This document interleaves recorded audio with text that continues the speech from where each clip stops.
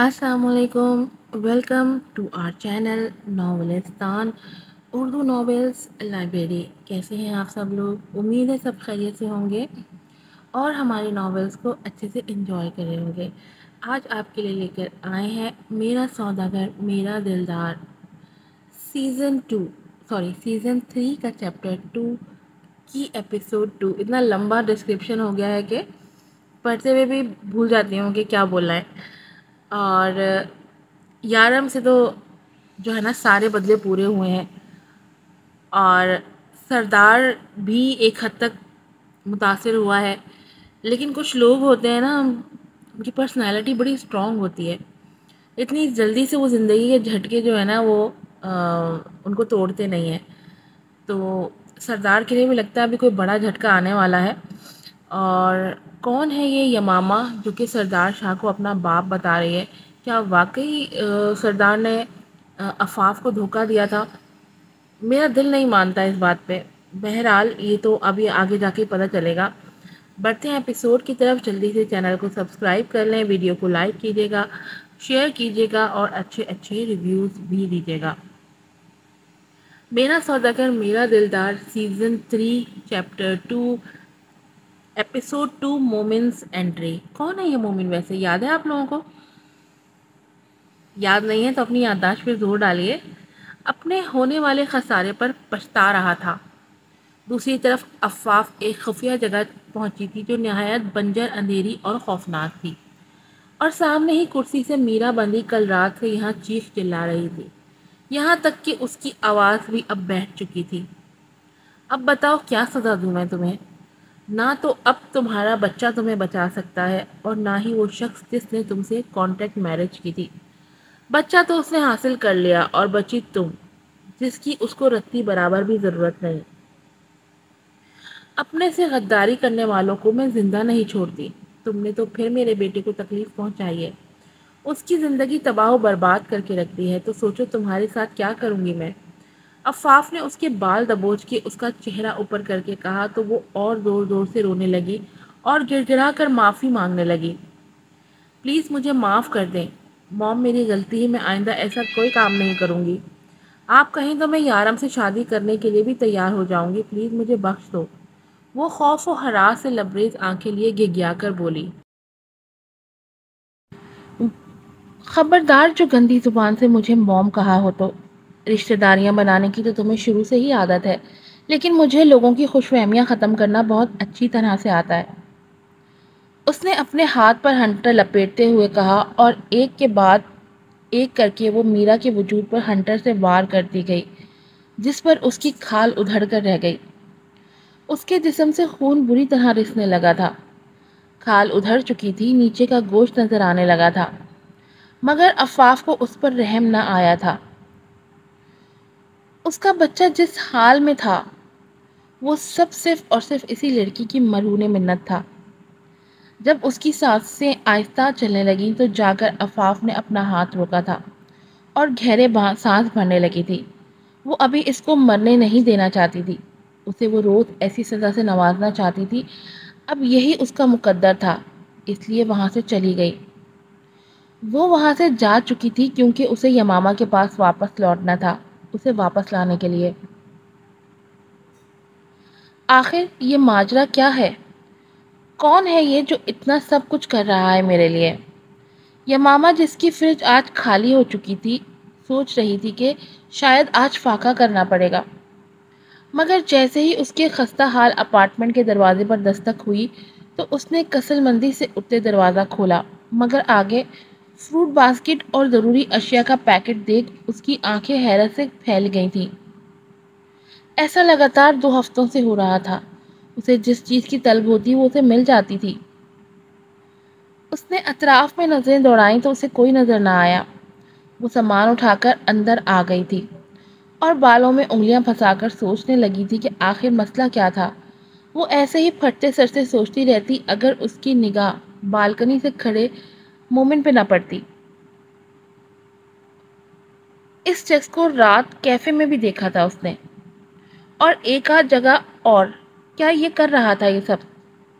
क्या ये कोई स्टॉकर था? وہ سمجھ نہ سکی بلکہ مفرر گلے میں لپیٹتے ناک پر غصہ سجائے بازو کونی تک ٹانگتے وہ باہر اس سے لڑنے کے ارادے سے گئی تھی۔ اس کی تو میں وہ منہ سے اسے آل فال بولتی آج بہت کچھ کرنے کا ارادہ رکھتی تھی۔ کون ہو تم اور میرے اپارٹمنٹ کے باہر کیا کر رہے ہو؟ وہ اسے گھورتے ہوئے بولی۔ وہ اسے گھورتے ہوئے اس کے پاس آتی بولی، میرے خیال میں تو میں روڈ پر کھڑا ہوں اور یہ پبلک روڈ ہے، اس سے آپ کے اپارٹمنٹ کا کیا لینا دینا؟ مومن نے اپنے دونوں ہاتھ کوٹ کی جوبوں میں اڑستے کہا تو دھن کی وجہ سے اس کے منہ سے نکلتا دھواں ہوا میں تحلیل ہوا تھا۔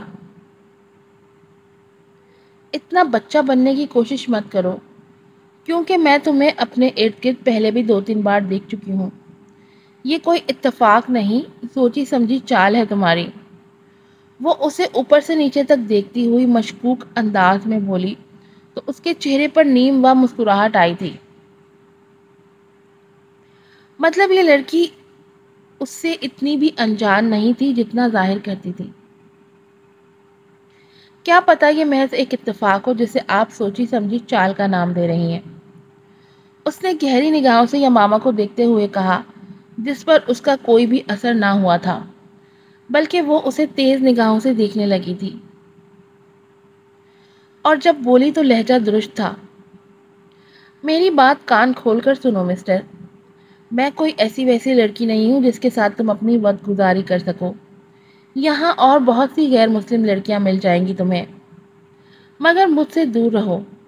اگر تم نے مجھے ذرا سا بھی ہراساں کرنے کی کوشش کی تو میں پولیس کو کال کرنے میں ایک لمحہ بھی نہیں لگاؤں گی، اس لیے جتنی جلدی ہو سکے یہاں سے اپنی شکل گم کرو۔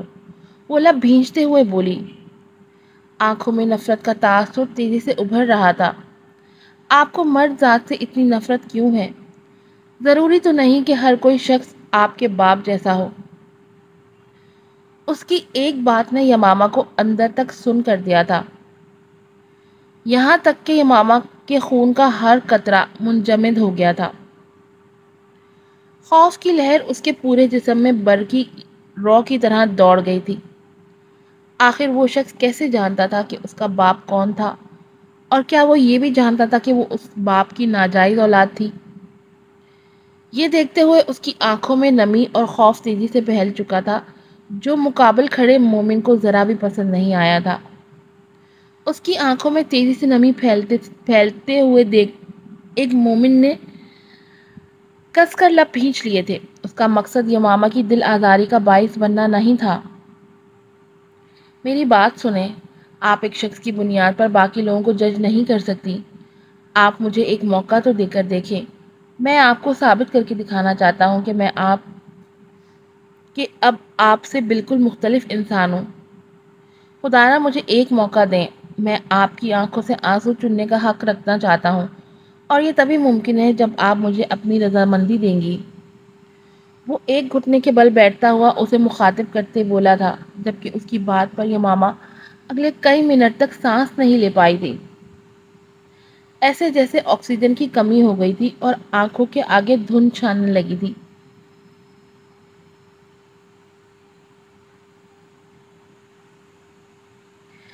پیچھے ہٹو، پیچھے ہٹو، وہ آ گئی ہے۔ یہ کون ہے آخر جس کے لیے پورا میڈیا بے قرار ہوا پڑا ہے؟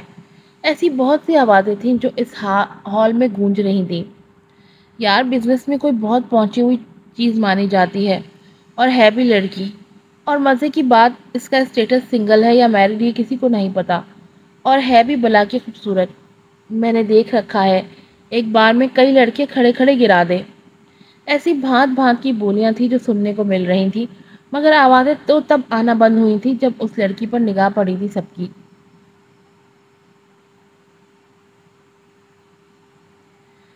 بس کر دو یارم، اپنی امیجنری دنیا سے نکل آؤ۔ تم کب تک شکستہ حال یوں ہی پڑے رہو گے؟ کیوں کوشش نہیں کرتے تم کھڑے ہونے کی؟ کیوں خود کو اذیت دے رہے ہو؟ ماہرہ چلی گئی ہے چھوڑ کر تمہیں، وہ نہیں ہے تمہارے پاس۔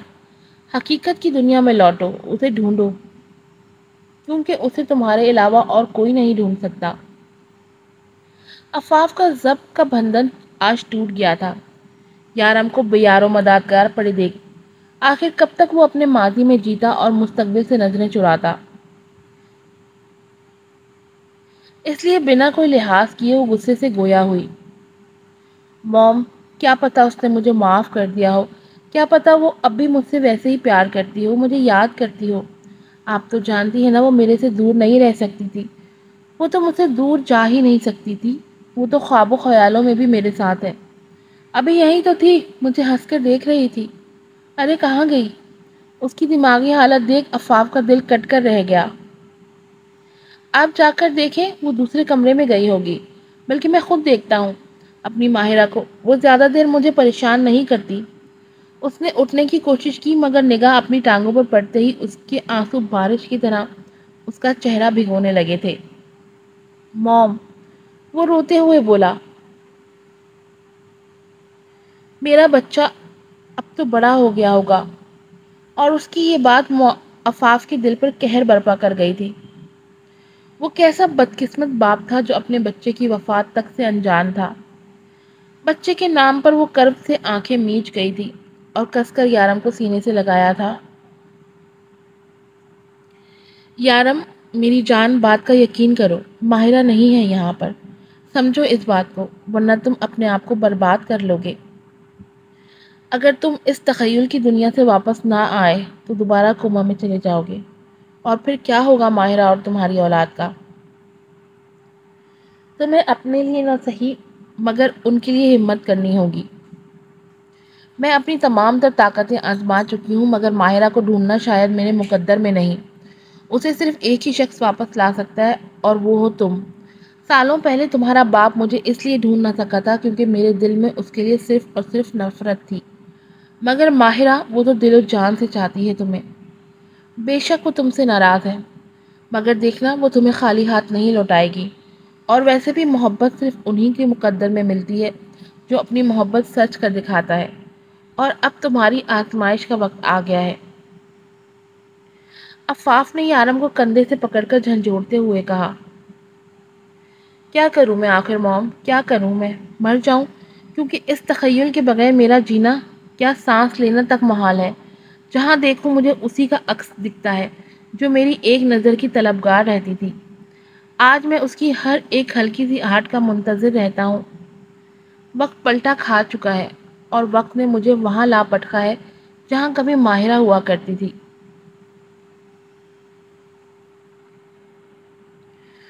وہ زور زور سے چیختا چٹخ ہی تو پڑا تھا جب عفاف نے کس کر اس کے منہ پر تھپڑ مارا تھا اور اسے ہوش دلایا تھا۔